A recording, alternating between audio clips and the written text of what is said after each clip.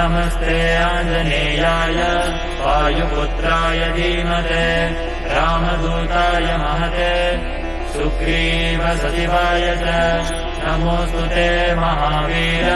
महाबलपराक्रम वैरीभीषणरूपाय रावणत्रासदायिने नमो हरावताराय शीलावृक्षाय भाय च रक्षसैन्यविमर्दाय नमस्तुभ्यम् यशस्विने नमो हनूमते तुभ्यम् लङ्कानगरदाहिने दशग्रीवसुदग्नाय सीताशोकविनाशिने नमोऽस्तु ते महायोगिन् सदा शुद्धान्तरात्मने सीतारामादिहृत्याय नमस्ते चिरजीविने